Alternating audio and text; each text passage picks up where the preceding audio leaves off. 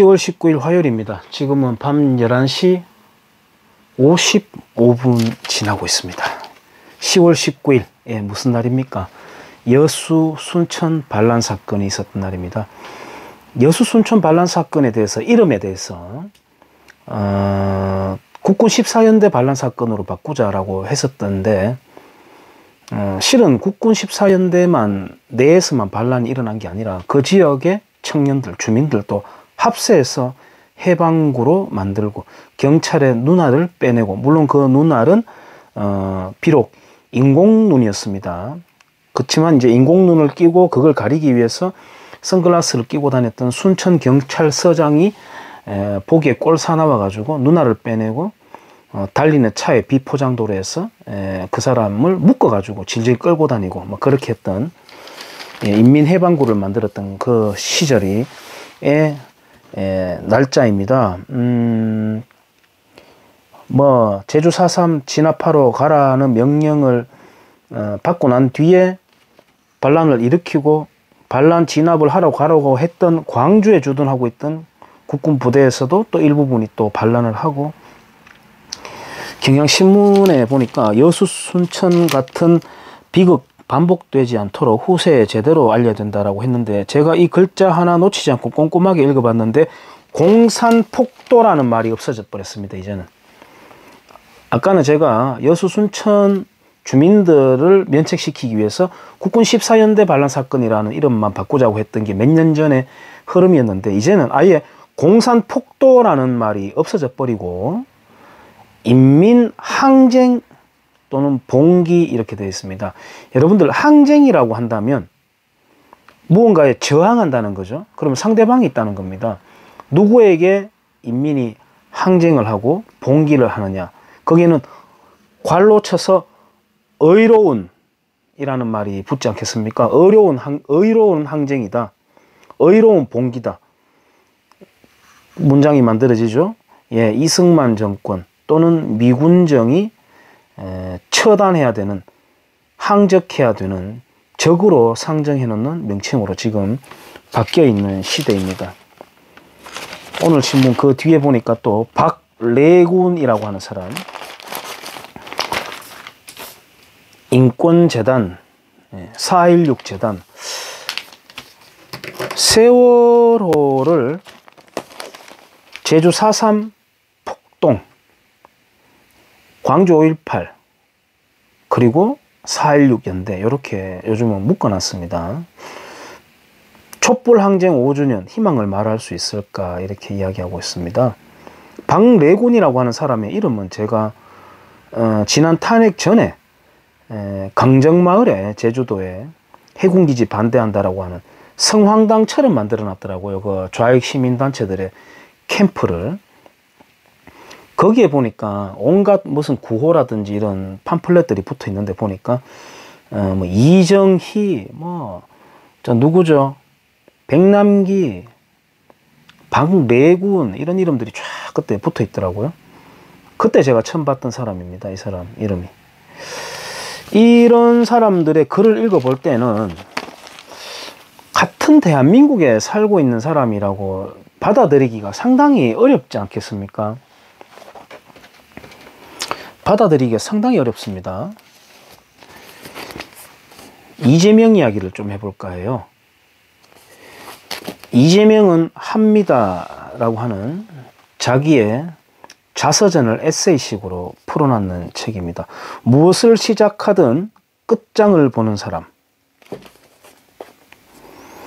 이제는 행복을 위해 싸워야 한다, 생각은 같아도 행동은 다른 이재명의 희망 찾기. 2017년 초 겨울에 한창 촛불이 광화문에 번질 때 출간한 책이 되겠습니다. 간략하게 책만 한번, 일단 책이니까 소개는 잠깐 해볼게요. 가난과 싸워야 했던 어린 시절, 나는 겁이 없다. 살아가면서 어지간한 일에는 눈도 깜빡이지 않는다. 날 때부터 강심장이어서가 아니라 인생의 밑바닥에서부터 기어 올라왔기 때문이다. 정치에 입문한 뒤에도 그 이전에도 나는 옳지 않은 일에 맞닥뜨릴 때마다 저항했다. 그 상대가 누구이든 싸우기를 주저하지 않았다. 그러다 보니 점점 눈의 가시 같은 존재가 되고 적들도 많아졌다. 두렵지만 오히려 투지가 솟아난다. 옳다는 믿음에 뿌리 내린 실천은 용기를 주었다. 어릴 때 냇가에서 놀다가 깊은 웅덩이에 빠진 적이 있었다. 아무리 발버둥 쳐도 몸은 점점 가라앉기만 했다. 겁을 먹으면 먹을수록 죽을 확률이 높아지는 상황이었다. 그때 어른들이 해준 이야기가 생각났다. 숨을 참고 바닥까지 내려갔어. 치고 올라와라. 나는 그렇게 해서 간신히 물 밖으로 나왔다. 독하죠? 이렇게 하기 상당히 어렵습니다. 물속에서 그런 판단을 하고 조금이라도 올라가기 위해서 노력을 하는데 보통 내려가서 바닥을 찍고 올라온다는 각오를 하기가 이게 실화라면 거의 특수부대원에 준하는 그런 담력을 가졌다고 볼 수 있습니다. 제가 이재명 씨를 볼 때마다 늘 이런 걸 느껴요. 손가락으로 맨손으로 살아있는 생소나무를 긁어가지고 구멍을 뚫어가는 사람이라는 생각이 들어요. 그리고 이 책 전반부를 보게 되면은 가난한 집안에서 아버지는 가정을 건사하는 것을 해태하고 그래서 아버지에 대한 정오심이 있고요. 7남매를 엄마가 고생하면서 키워내고 이재명 본인은 공장을 전전하면서 산업재해 사고를 몇 차례 당하고 그런 중에서 자살을 시도를 하기도 하고 연탄가스 그런데 이제 매형에 의해서 또 구해지거나 이렇게 해서 자살이 무산이 되고 그렇게 하면서 살아남아야 되겠다. 공부해보자. 목표는 이제 원래는 공장에서 간부가 되는 게 목표였습니다. 이 사람이 늘 말하는 전태일 이야기하고 그러면서 쭉 넘어오다가 책을 많이 봤다. 손자병법을 봤다. 뭐 이런 이야기. 아버지처럼 살지 않겠습니다. 광주 5.18 이야기를 많이 하고요. 삼국지, 수호지 이런 것들을 닥치는 대로 읽었다. 예, 조정래의 태백산맥을 읽었다. 그리고 해방 전후사의 인식 시리즈는 내 정신을 번쩍 들게 해준 대표적인 책들이었다. 거짓말보다 바른말이 편하다. 이거는 얼마 전에 이재명에게 허위사실에 대해서 면책을 줘버렸던 대부분 판결로 볼 때 이재명은 거짓말보다 바른말이 편한 게 아니라 거짓말을 바른말처럼 편하게 하는 그런 사람이라는 게 대부분에서 손을 들어줬었죠. 우리의 재산은 진실이다. 뭐 이런 말을 하고요. 지방자치에 대한 이야기를 합니다. 지방자치에 대한 이야기를 하고 법은 공정해야 된다.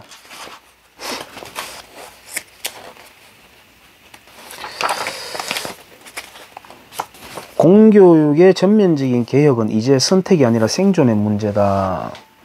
공교육에 대해서 이 사람이 보는 관점이 굉장히 재밌습니다. 평준화라고 하는 게 말장난일 뿐이고 어차피 학교 마치면 나가가지고 사교육에 매달리게 된다. 그러므로 공교육을 개혁해야 된다라고 이야기하거든요. 그럼 어떤 공교육일까요? 그러면 수월성 교육을 해야 되는데 교과서에서는 보수, 현실에서는 진보다. 해방 이후 기득권 세력들이 보수의 가면을 쓰고 자행한 정경유착의 행태들은 대부분 드러나지 않은 채 아직도 수면 아래서 도사리고 있다. 그래서 2016년부터 타오른 국민의 촛불은 앞으로 싸워가야 할 더 큰 적들에 대한 선전포고인 셈이다. 스스로 보수라고 자처하는 기득권 세력과 그 추종자들은 대부분 친일 매국 세력에 맥을 잇는 자들로서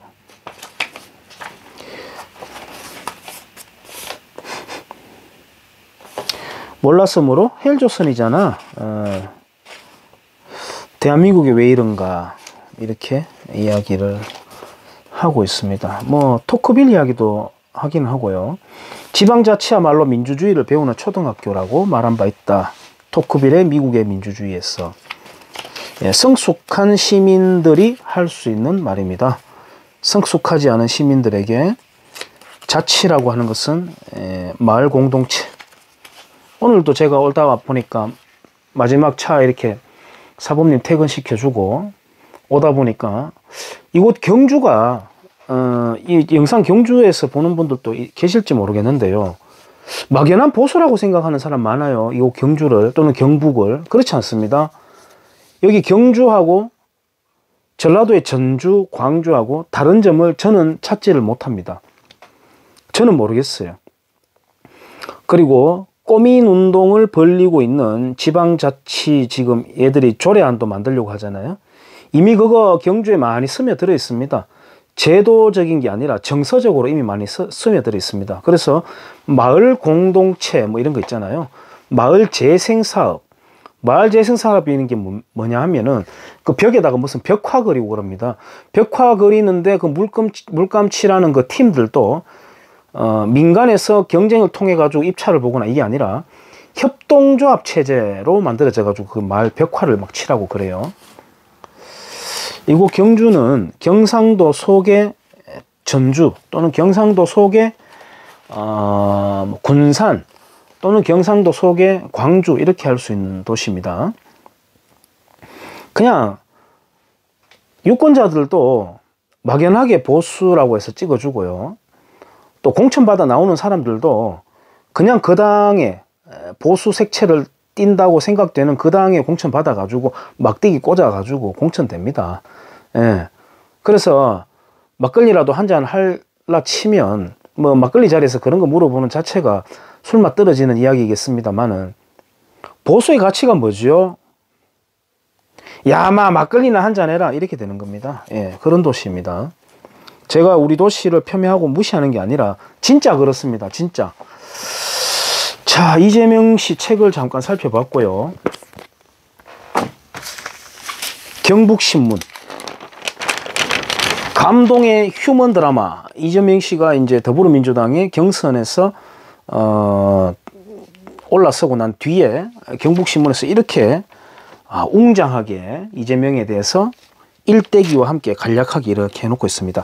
제가 눈 씻고 찾아봐도 이재명은 찢어지게 가난했다라고 하는 이야기 나오지만은 이재명이 형수에 대해서 찢으려고 했다라고 하는 그런 이야기는 나오지 않습니다.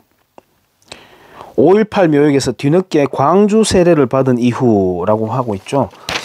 그러니까 이 가난한 사람을 저는 절대 무시하지 않습니다. 저도 시골에서 다 그렇게 살아왔으니까. 근데 이 가난이라고 하는 것을 딛고 일어서는 과정에서 예를 들어서 홍준표 씨는 어디 부자였습니까?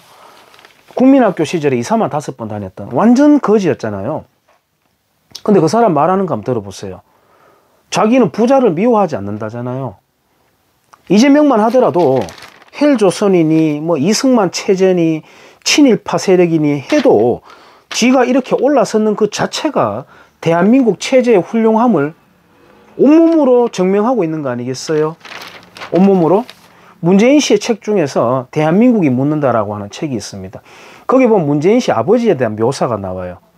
문재인 씨 아버지는 공산주의자들이 싫어서 남아한 사람이 절대 아니라는 그 증거가 거기 나옵니다. 늘 여기서 투덜거렸다 그래요.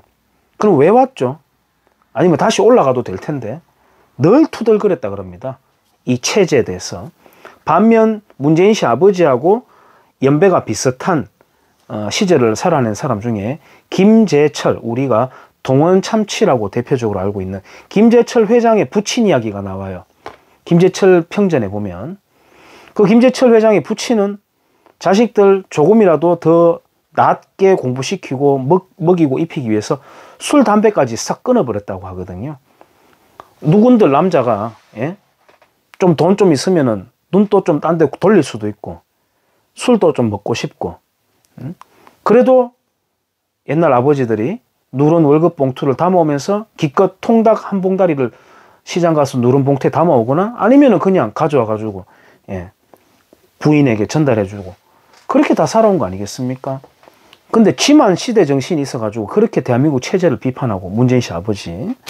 이재명 지도 어렵게 살았으나 이렇게 성공했잖아요.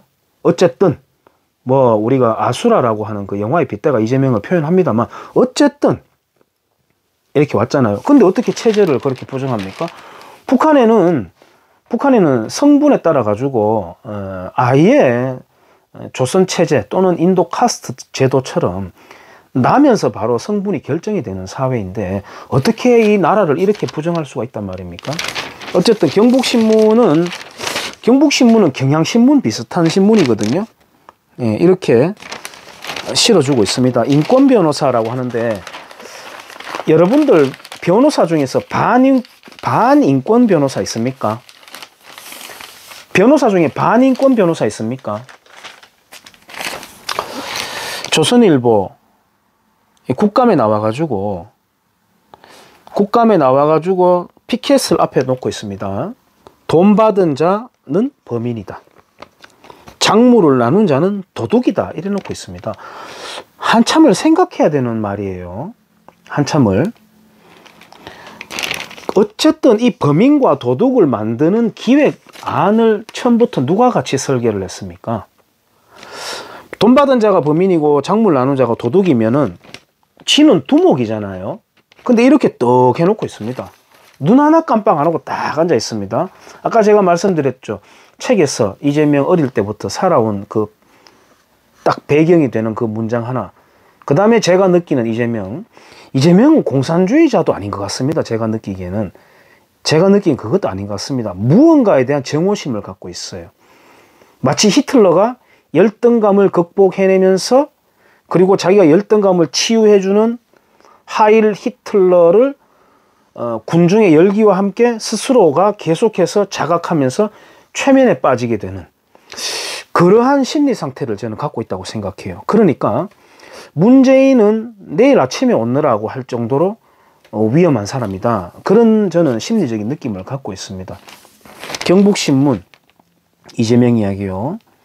확정 이익 제시했으면 초과 이익은 민간 사업자의 것이다. 얼핏 시장 경제를 옹호하는 사람 같잖아요. 그러면은 내부 정보를 자기가 통으로 들고 있는 자기가 사인해 준 사람인데 여기에다가 지가 민간 사업자의 것이다. 초과 이익은. 이렇게 각색해서 말하는 사람이에요. 조선일보 크크크 흐흐흐 이재명 국감 태도 논란. 이재명 보통 사람 아닙니다. 보통 사람 아닙니다. 칼에 찔리면서도 웃을 사람이에요. 보통 사람 아닙니다. 동아일보 야권에서 권순일과 재판 무죄 거래를 했다라고 이야기하니까 이재명은 한 명하고 그런다고 될 일이 아니다. 그럼 여러 명하고 붙어 먹었다는 거잖아요. 근데 한 명하고 그런다고 될 일 아니다 라고 하면 야당에서는 또 가만히 있죠. 또 경향신문 이재명 국가개혁 반드시 완수하겠다. 예. 국가개혁은 제조산하라고 하는 단어를 그 원래 있는 문장인데 들고 나왔던 문재인 씨, 우리나라를 완전히 드릴로 빵빵빵빵 벌집 내놨는데 그 개혁을 완수를 하겠대요. 중앙일보 이재명의 사람들 성남 경기 그룹 의원 그룹에는 또 누구 경기 동부연합인가요? 이 백주 대낮에 대한민국 근대화된 의식까지 근대화됐는지 모르겠습니다만 그런 이 대한민국의 그런 이름 충주간첩단 그런 이름이 말이 되는 시절입니까? 중앙일보 이재명 부패 기득권과 최후 대첩을 한다. 원래 폭동을 일으키거나 사회를 좌익적인 개혁을 개혁이라는 말을 거기다 갖다 대면 안 되죠. 개악을 하는 사람들은 이런 이야기 합니다. 지금 시진핑만 하더라도 늘 부패 척결한다고 하거든요. 김정은도 마찬가지고.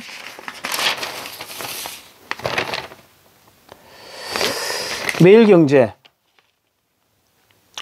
경선 마지막 날에 이재명 씨가 지지자들하고 지지자들의 환호에 답하고 있는데요. 정말 충격적인 것은 여성이 있다는 겁니다. 여기에 지지자 중에서 여성이 있다는 겁니다. 정성호 의원, 저는 더불어민주당에 그래도 그 여성 의원 한 명 있습니다. 기업 활동하다가 들어왔는 사람, 그 여성도 괜찮은 사람이 있습니다만 정성호 씨도 그나마 저는 조금 괜찮은 사람이라고 봤는데 이재명을 두둔하고 있습니다. 온몸으로 맞서서 방패 막이를 지금 해주고 있습니다. 근데 제가 무슨 국감 준비하는 것도 아니고 저까지 이렇게 할 필요가 있는지 모르겠습니다만은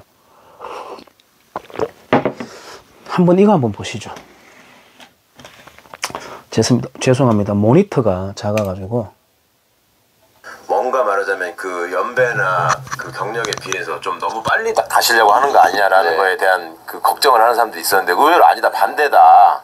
제가 오히려 그 걱정을 한 거예요. 글쎄 말이에요. 지금 저 정치를 현실적으로 이제 시작한 게 이제 2006년, 5년 성남시장 출마할 때. 그렇죠. 그리고 시장 당선된 게 10년이니까 겨우 10년 좀 넘은 거예요. 스스로 야 이거 웃자란 거 아니냐 이거. 그러니까 스스로도 웃자랐다고 생각할 정도로 빠르게 바뀐 원인을 어떻게 진단을 하세요? 저는 이제 그 그러니까 이 현재 국민들이 느끼는 그 고통 때문인 것 같아요. 그러니까 한번 잘 들어보시죠. 정치라고 하는 게 옛날에는 남의 일이었어요. 네. 그건 성장률하고 관계있는데 경제가 사실은 정치를 규정하잖아요. 그렇죠. 전에는 그 성장률이 높으니까 기회가 많고 막 부정부패하고 해먹고 이래도 내 삶에 별로 관계가 없었어. 근데 기회가 확 줄어들어가지고 조금이라도 이게 열받는 거예요. 공정하게 체감도가 올라간 거예요. 맞습니다. 정치와 정책의 체감도가 올라가면서 야, 내 삶에 도움이 되는 정치인이 누구지? 라는 데 관심이 높아진 것 같습니다. 근데 그걸 저는 뭐 그걸 노린 건 아니고 하여튼 작은 권력이라도 있는 거 최대치로 행사해가지고 얼마나 콩알 만한 거 작은 성과를 많이 만든다 주의거든요. 그러니까 성남시도 어쨌든 조금 개선돼서 혜택 받았다고 소문도 나고 뭐 성남시로 이사 오라고 약 올리는 사람도 생기고 또 경기도 왔더니 경기도 이사 와라 이런 얘기들이 자연스럽게 농담할 만큼 되니까 저 사람이 하면 나한테 좀 도움이 되겠네. 이 생각이 많이 작동한 거 아닌가 싶어요. 이제 실사구시적인 사회로 바뀐 거죠. 그게 저는 제 최고 큰 동인이 아닐까 싶어요. 조금 어려운 말로 하면 어떤 정치의 효능감을 높이셨다. 네네. 제가 제일 크게 만든 성과라고 생각해요. 네. 정치를 잘하면 나한테 이익이 생긴다. 그래서 사실은 성남시장 할 때 이 얘기를 자주 했는데 정치인을 잘 뽑으면 자다가도 떡이 생긴다는 걸 보여드리겠다. 그래서 대장동 개발을 해가지고 그중 일부를 시민들한테 직접 나눠주려고 그때 1,800억 공원은 이제 잘 체감이 안 되니까 현금을 드립니다. 1,800억을 배당을 해보려고 했죠. 1,800억을 받아서 시민 1인당 18만 원이면 가구당 한 50만 원 되잖아요. 그 엄청난 돈이지. 그래서 그걸 배당을 하면 시장 잘 보다 현금 생겼다 소리 나올까봐 나오게 하려고 제가 하다가 시간이 안 돼서 결국 못했어요. 실제로 못했군요. 그 은송이 시장이 이제 10만 원씩 나눠드리더라고. 1,000원 가지고 나머지 40만 원 어디 갔어? 그냥 가지고 있죠. 그래요? 800원 가지고 있지. 마지막 이제 쓴소리 겸 걱정인데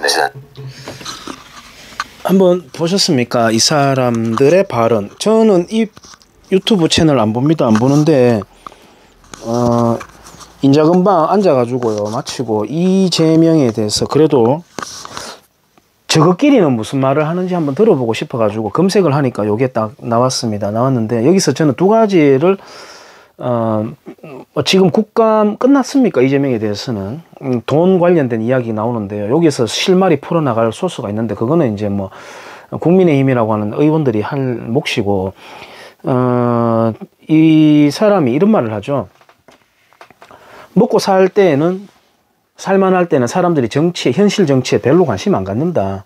그렇지만은 뭔가 삶이 약간 피폐해질 때는 누군가를 찾게 된다. 그리고 저 사람을 뽑게 되면은 내 삶에서 뭐가 조금이라도 떡고물이 떨어질 수 있는 거구나 하는 걸 알아채게 되고 자기는 그 틈을 파고 들어간 건지 아니면 그 흐름을 잘 받은 건지라고 하면서 이제 이야기를 하고 있습니다. 우리나라는 제가 얼마 전에 행복지수에 대해서 말씀을 드리면서 사람들이 윤택함을 누리고 있으면서도 사회에 대한 평가는 박하게 내놓는다. 우리는 행복하지 않는 나라다라고 그렇게 여론조사가 나온다고 말씀드렸습니다만은 그 선동의 결과물일 수도 있고 실제로 그렇게 경기를 만들어낼 수도 있습니다. 지금 문재인 씨처럼 이렇게 되면은 사람들은 정치에 매달리게 되는 것이죠. 정치는 한없이 작아지고 쪼그러들어가지고 있는 둥 마는 둥. 심지어 저는 희망하기를 야 지금 대통령 누구? 라는 말이 사람들 입에서 회자될 정도가 되면은 우리나라 정말 잘 사는 나라라고 생각하거든요. 계속해서 차베스 이름을 연호하는 그런 후진국 한번 보세요. 계속 정치 지도자 누군가가 나타나가지고 우리를 치유해주고 히틀러여 나타나시오. 이렇게 된다고 말씀드렸잖아요. 이 말하는 거 한번 보세요. 이렇게 말하고 있습니다. 예, 그래서 어떻든 경제가 무너지게 되면은 다시 국민들이 정신 차릴 것이다. 이런 거는 아니고요. 경제가 무너지게 되면은 계속해서 저질 정치인을 탄생 계속 시키게 되는 메커니즘이 있습니다. 이재명 씨가 말할 때 들어보면은 아주 간략하면서 깐깐하고 명징한 목소리가 나옵니다. 예. 아무리 악마지만 평가는 해야죠. 그래서 이재명을 좀 이상하다고 소문만 듣다가 봤을 때는 아니다. 저 사람 괜찮은데? 또는 별로 관심 없다 이재명 보면. 왜? 멀쩡하구만. 왜? 왜 또 멍석말이 하노? 요렇게 또 두둔하게 될 수도 있을 정도로 말하는 거라든지 나름의 논리는 다 갖춰져 있는 사람입니다. 예. 반인권 변호사가 아니라 명색 인권 변호사 출신인데 얼마나 이걸 입을 잘 털겠습니까? 이거는 지금 특검을 가지 않고는 잡아내기가 요원하다고 저는 보고요. 그거는 그거고 도덕성으로 가야 된다고 생각합니다. 저는 실은 뭐 이 사람 이름 또 점재명이라는 별명도 있습니다만은 인간이 몸에 지니고 있는 점만큼 인간은 크고 작은 어떤 뭐 악행이든 어떤 실수든 많이 저지르면서 살아간다고 저는 생각을 해요. 그렇기 때문에 어떤 특별한 그게 아니면 능력을 보여줄 수 있는, 저는 이명박 대통령 같은 경우에 좀 순진하게 말이죠. 황석영 끌어안고 다니고 뭐 실형이었더니 했던 게 패착이었다고 봅니다만 약간 강단이 약했죠. 대한민국 좌익들이 세계 최상급의 선동과 전투력을 가졌다는 것을 이제 망각한 그런 순진함이 있었습니다만은 이명박 대통령은 그야말로 세계 3, 2, 1위권에 들어가는 나라에서 대통령을 할 만한 인물이라고 저는 생각을 합니다. 물론 그 사람도 과거에는 한일 협정을 맺을 때를 기점으로 해서 운동권에 몸담기도 하고 했습니다만은 뒤에 이명박, 예, 현대 입사하고 난 뒤에부터 이명박, 그걸 제가 말씀을 드리는 거예요. 드리는데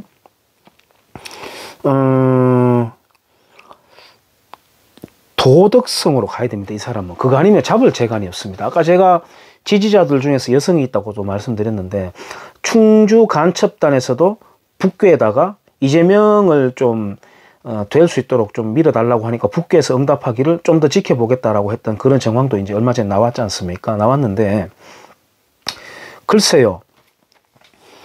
대한민국 좌익 한명숙, 추미애 씨도 이재명 밀고 있잖아요. 한명숙, 추미애, 김정숙, 또 이정희, 심상정, 그 다음에 그 누굽니까? 통진당에 있다가 지금 진보당인가요? 그 김재현인가요? 그런 여성들에게, 또 우리 여기 지역만 하더라도 더불어민주당 여성 당원들하고 대표들 있지 않겠습니까? 그 여성들에게 이재명이 형수에게 했던 욕설, 뭐 형을 어떻게 했다, 뭐 김사랑 씨인가요? 여성을 어떻게 했다, 이런 거는 계속 발뺌해버리면 도망갈 수 있기 때문에 실제로 드러나는 그 목소리, 음성 파일을 들려주고 그 사람들의 표정이라도 한번 지켜보고 싶거든요. 저는 그거 안 들으려고 계속 하다가 얼마 전에 들어버렸습니다. 한 열흘 된 것 같은데요. 아직까지도 귀에 맴돌고 있습니다. 저라고 해서 뭐 깨끗하겠습니까? 어느 정도 요게는 단련이 되어 있는데도 불구하고 제가 귀에 맴돌 정도로 제가 깜짝 놀랐는데, 뭐 그냥 찢는 것도 아니고 뭐 구멍을 찢어버린다고 이렇게 구멍 이야기 나왔던 것 같은데, 그거 들려주면은 아무리 극좌의 여성들이라 하더라도 쉽지 않을걸요. 심지어 아까 청주 간첩단들이 북계에다가 이재명 지지를 호소했다고 하는데, 김여정이라고 한들 그거 들어버리고 나면은 아마 흐드럭질 날 겁니다.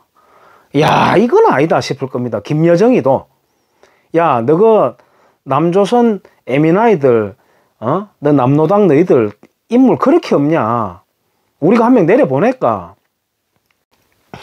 이재명 꺾는 방법은 이제는 하나밖에 없다.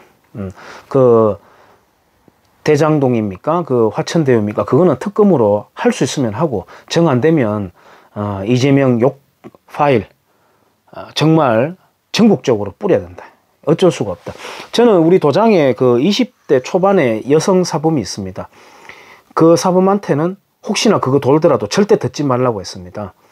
듣고 나면은 너의 심성에는 깊은 스크래치가 날 것이다. 그거 좋지 않다. 듣지 말라고 제가 신신당부를 해놨습니다만은, 정말 이 절박한 상황이 되면은 이재명 욕설 음성 파일을 여기저기 돌려야 됩니다.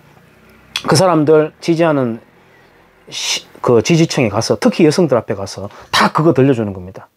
자, 이래도 그 당사에 가서 그거 콱 틀어주는 겁니다. 자, 이래도 아마 대한민국 도덕적인 잣대를 굉장히 중요시하는 대한민국에서는 아마 어렵지 않을까 싶습니다. 대한민국을 도덕적으로 중요시하는 그런 기준을 갖고 있다고 제가 말씀드렸는데, 참 위선적이고 이중적이긴 해요. 사실 거짓말을 얼마나 잘합니까? 이재명 씨도 당장 거짓말 대법원에서 면책받았지 않습니까? 문재인 씨 어떻습니까? 숨 쉬는 것 빼고, 아니 숨 쉬는 것도 거짓말 같아 보이잖아요. 하나부터 열까지 다 거짓말로 점철된 사람들 아닙니까? 거짓말 많이 하고, 일반인들도 많이 하고요. 사기, 위증, 무고 많고, 뭐 가족을 중시한다, 뭐 예의지국이다 이렇게 하면서 가족 범죄가 미국, 일본, 영국보다 훨씬 더 높습니다. 2배가량 더 높았나, 제가 그 숫자를 잊어버렸는데 그렇습니다. 거짓말 많이 하고 되게 윤리적이지도 않으면서 윤리를 되게 따지는 나라지 않습니까? 어쨌든 그런 심리를 이용해서라도 우리 찌제명을 부각시켜 가지고 우리 아래 레벨에서는, 정치권에서는 이렇게 다투더라도 아래 레벨에서는 그 음성 파일을 어떻게 좀 해야 될 것 같습니다. 이 따박따박 국정감사 대들면서 하는 거 보니까 잡아내기는 힘들 것 같으니까 하답답아서 제가 그런 말씀을 한번 드려봅니다. 시간이 좀 길어졌네요. 여기까지 하겠습니다.